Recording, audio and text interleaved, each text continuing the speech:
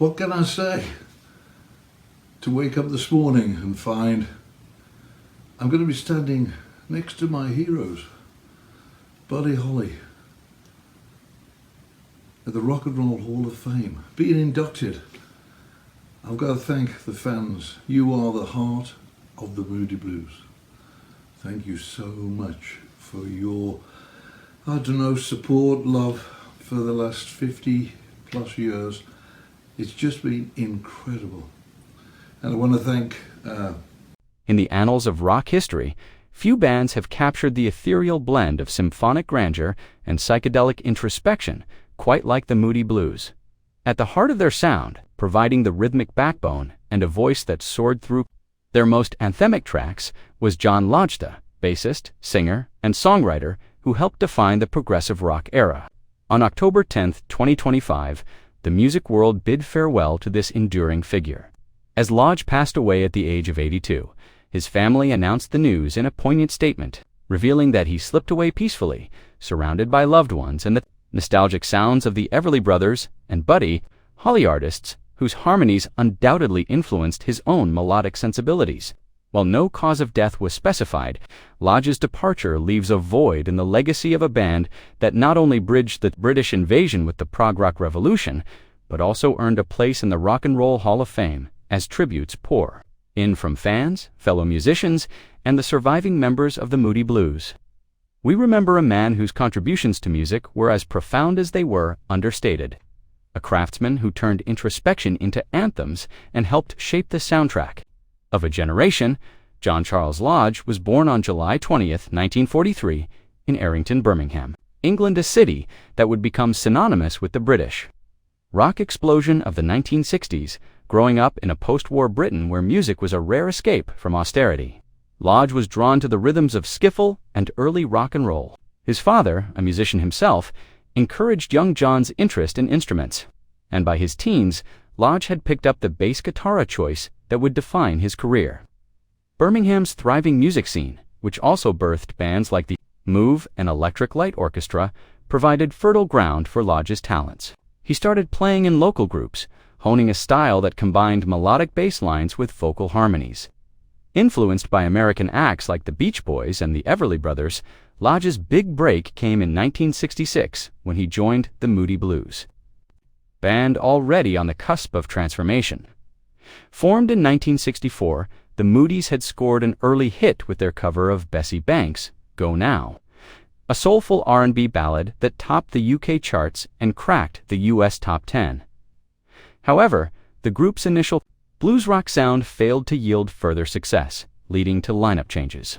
Singer-guitarist Denny Laine, who later joined Paul McCartney's Wings, and bassist Clint Warwick departed, leaving drummer Graeme Edge, keyboardist Mike Pinder, and multi-instrumentalist Ray Thomas to rebuild.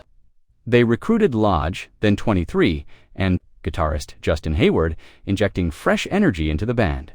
This classic lineup would go on to redefine the Moody Blues sound, shifting from R&B roots to a more orchestral style that foreshadowed the progressive rock movement. The band's reinvention culminated in their 1967 album Days of Future Past, often hailed as the first true prog rock record.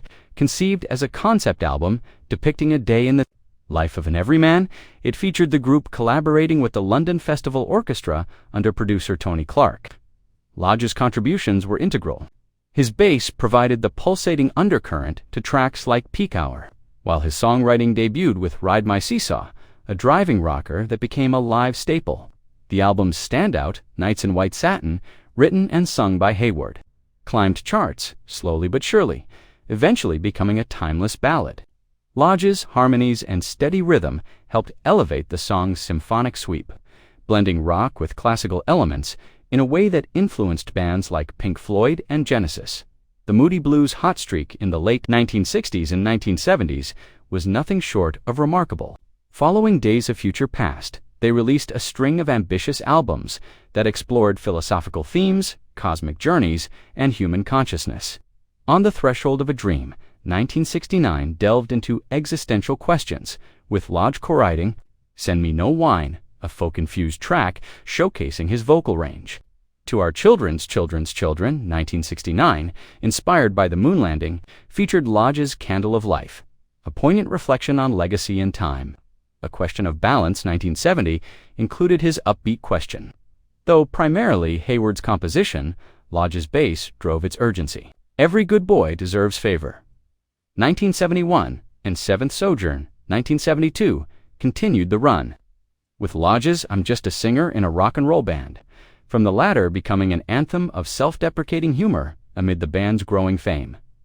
This track, with its infectious riff and Lodge's lead vocals, captured the Moody's reluctance to be seen as gurus.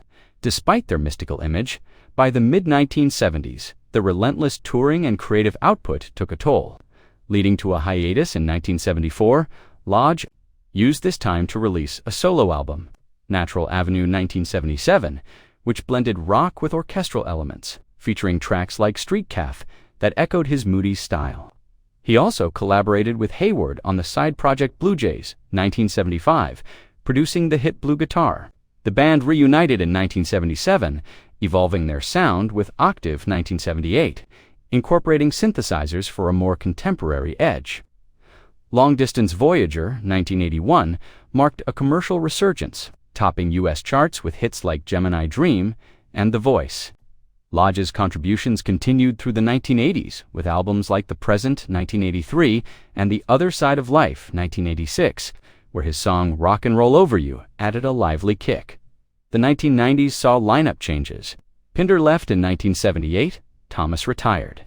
In 2002, but Lodge remained a constant, touring extensively and releasing Keys of the Kingdom, 1991, and Strange Times, 1999. The band's induction into the Rock and Roll Hall of Fame in 2018 was a crowning achievement. With Lodge accepting alongside Hayward and Edge, Thomas had passed in 2018. "This is for all the fans who kept the faith," Lodge said, echoing his family's statement upon his death. Personally, Lodge was a family man, married to Kirsten since 1968, with whom he had a daughter, Emily. He was known for his gentle demeanor off stage, a contrast to his energetic performances. Health issues in recent years limited touring, but he remained creative, releasing solo work like 10,000 Light Years Ago, 2015, and touring with the Moody Blues Cruise. Lodge's death at 82 leaves Hayward as the sole survivor of the classic lineup. Tributes highlight his role in the band's sound. His bass lines provided the groove beneath their symphonic layers, his voice a harmonious counterpoint to Hayward's. The Moody Blues sold over 70 million albums, influencing prog rock and beyond. As fans mourn, Lodge's music endures a timeless journey through sound and soul. Thanks for watching. Subscribe to daily updates and never miss a video.